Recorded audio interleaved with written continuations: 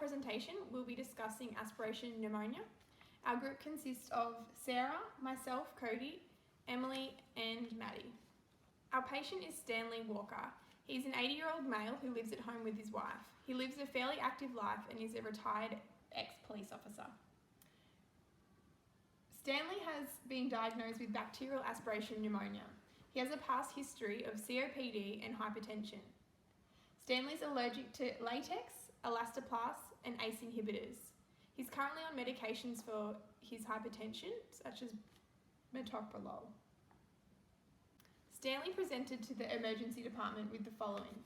He was drowsy, he had weakness, a productive cough, wheeze, shortness of breath, tachypnea, tachycardia, pleuric chest pain, and a fever. His vital signs shown as 27 for respirations. His temperature was sitting at 38.5.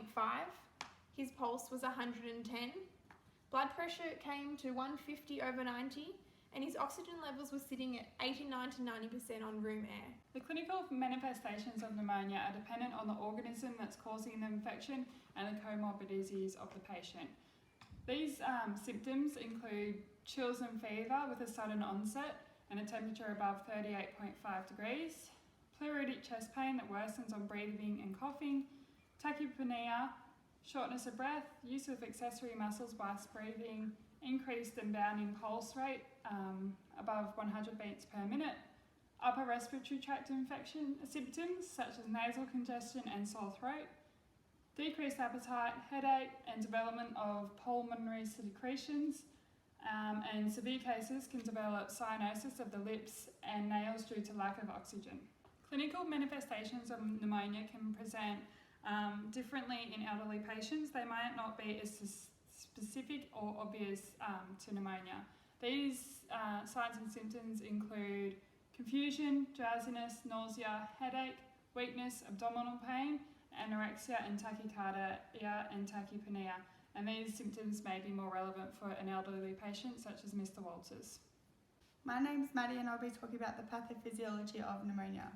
Pneumonia has the potential to become an acute infection affecting the whole body.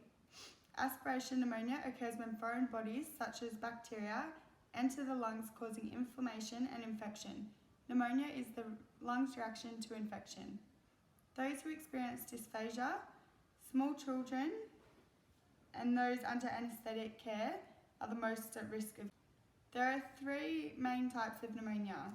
Lobar pneumonia, this includes all of one or two affected lobes, is caused by Streptococcus pneumonia, and its pathophysiology is the inflammation of the alveolar wall and leakage of cells, fibrin and fluid into alveoli.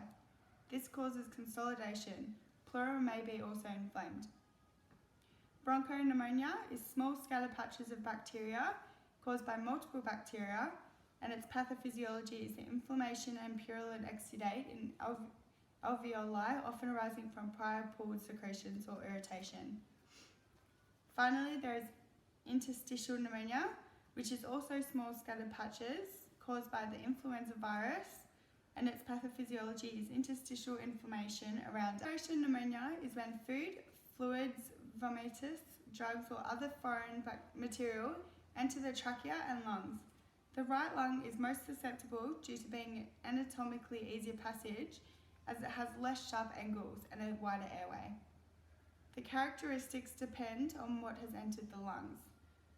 Vomitus may contain solid objects as well as gastric secretions. The common result is obstruction. Solid foreign material can lodge itself in the airway and completely obstruct airflow.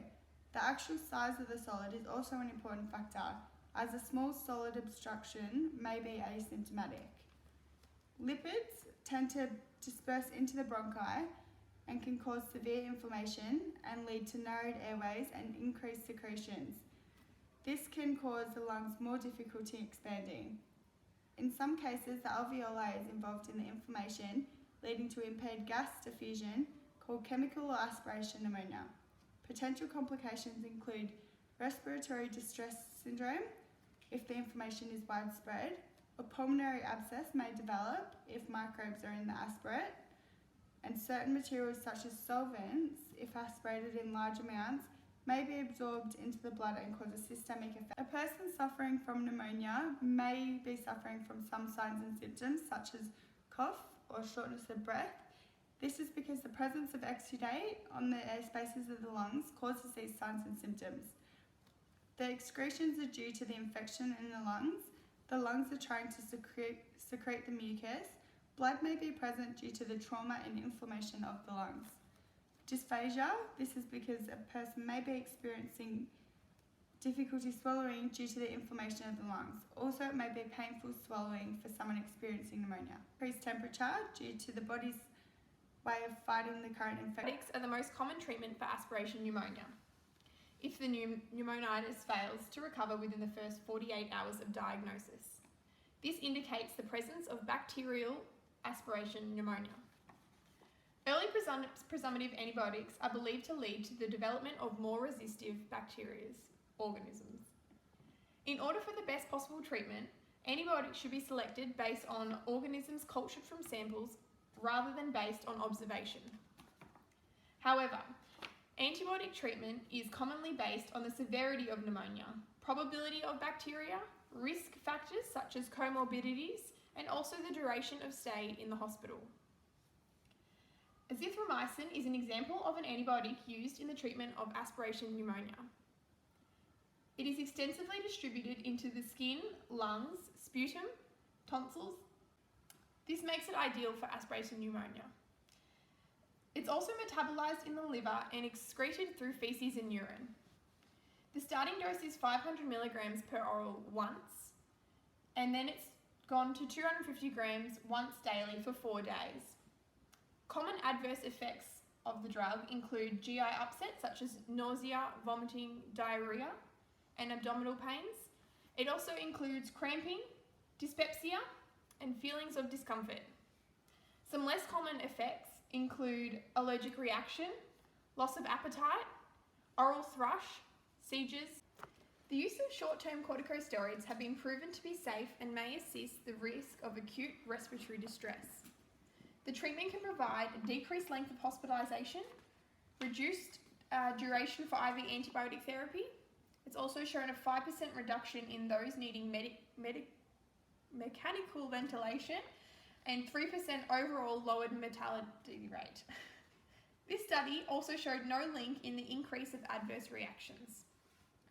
Corticosteroids act as an anti-inflammatory on the body. Prednisone is an example of a corticosteroid which can be used for Mr. Walter. Most adverse reactions occur from prolonged use or withdrawal from the drug.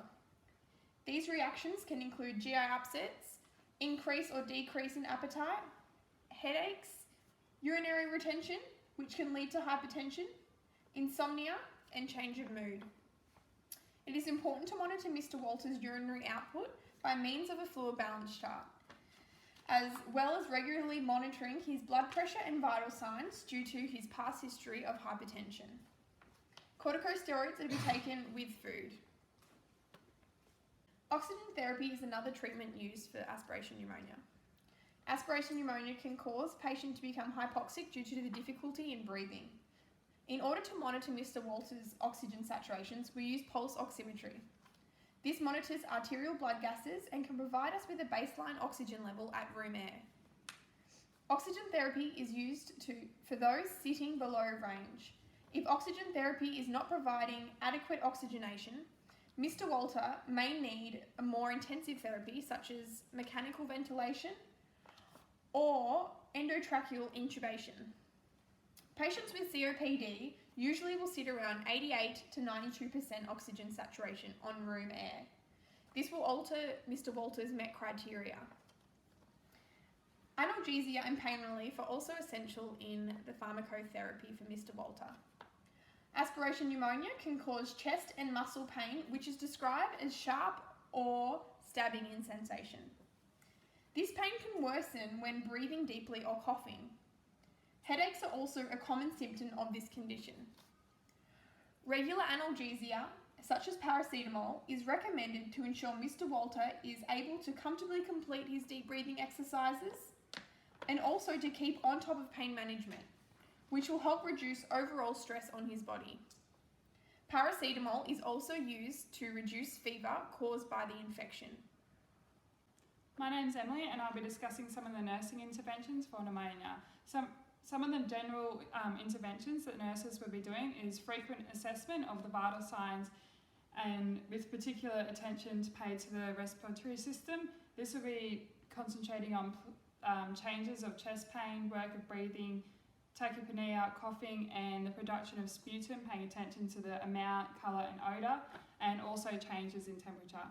And also be monitoring changes in mental status and fatigue, as this can indicate hypoxia.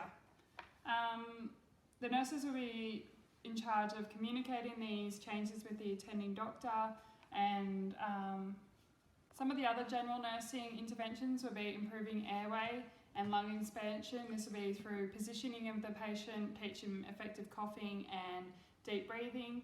The nursing staff will also be responsible for providing comfort. This will be including reassurance, as shortness of breath can cause quite a bit of anxiety, promoting rest, providing pain relief and maintaining skin integrity, especially if Mr. Walters is less mobile during this acute phase of his pneumonia, and also providing mouth care. The nurses will also be responsible for administering medications and assisting with diagnostic tests. Some of these interventions will be discussed in further detail. My name is Sarah and I'll be discussing some of the nursing interventions, including administering of oxygen related to impaired gas exchange. The nurses will want to observe the level of consciousness, respiratory status and any signs of cyanosis. Complete a thorough set of observations every hour, including O2 saturations, respiration rate, blood pressure, heart rate and temperature. High fever is common in pneumonia and greatly increases metabolic demands and oxygen consumption. Therefore, it is essential to assist with comfort measures to reduce fever, including removing any bed covers or blankets and using an appropriately warm bed wash or shower. Restlessness, irritation or confusion can be indicative of hypoxemia and decreased cerebral oxygenation.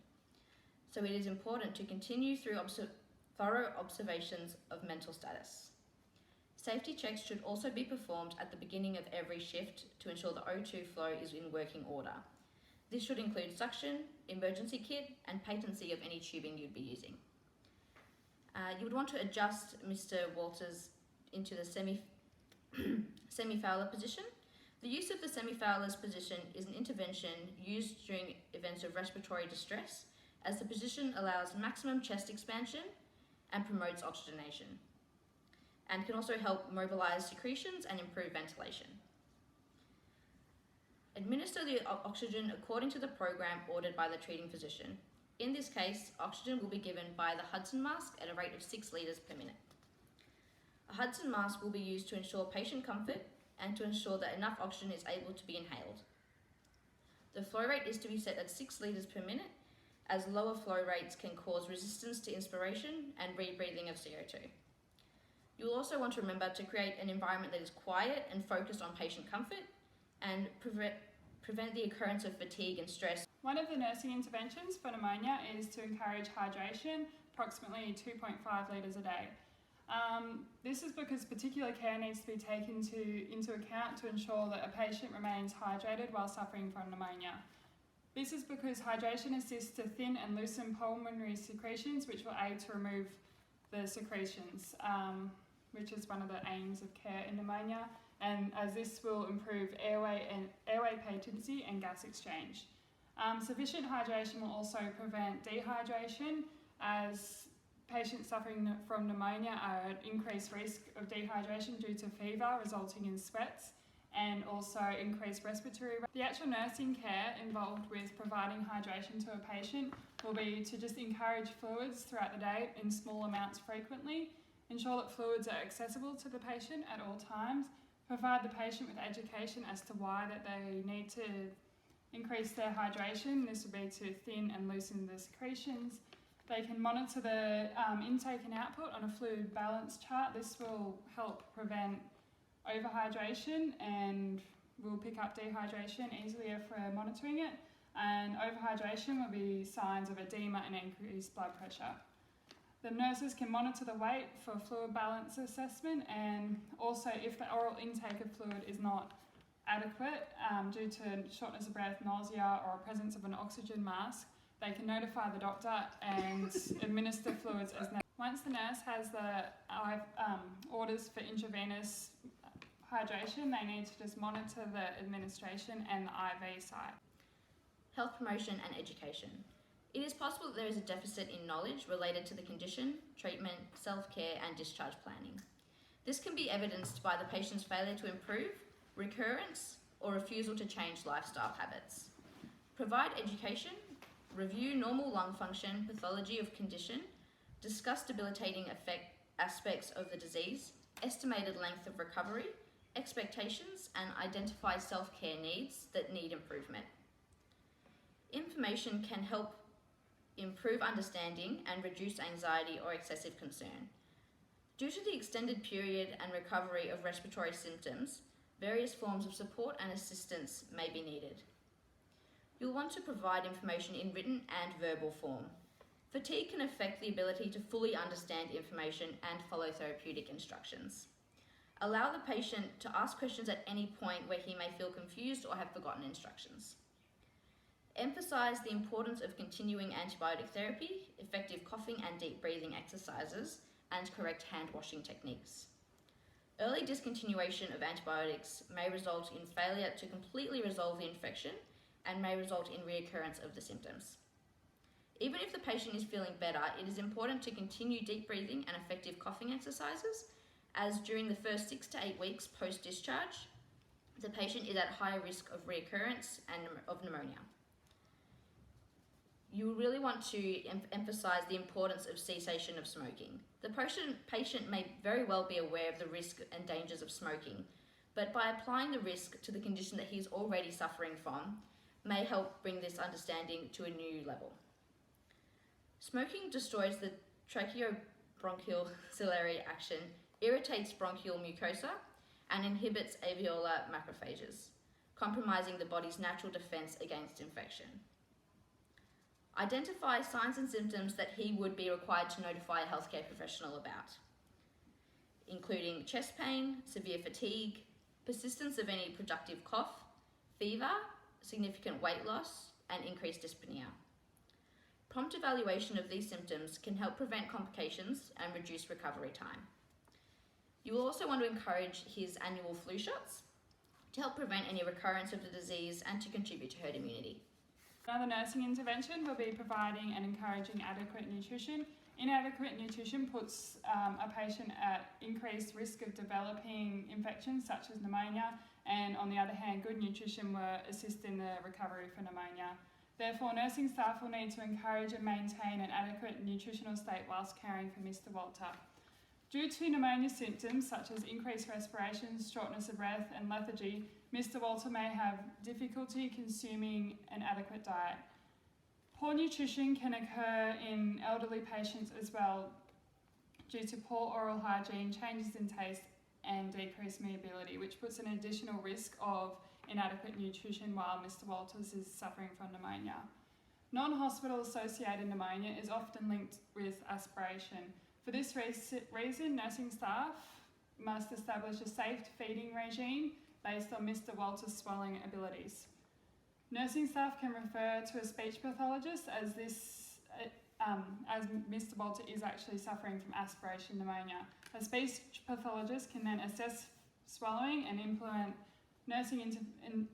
interventions to maintain patient safety while eating and drinking. Prevention of the spread of infection. You'll want to instruct the patient about the disposition of the secretions, raising the sputum and disposing of it in a safe manner. Ensure the patient is aware that the sputum is not to be swallowed but coughed up and disposed of in the correct way in order to prevent the spread of infection. The patient should also note any changes in sputum, including colour, amount, or offensive odour. Demonstrate correct hand washing techniques.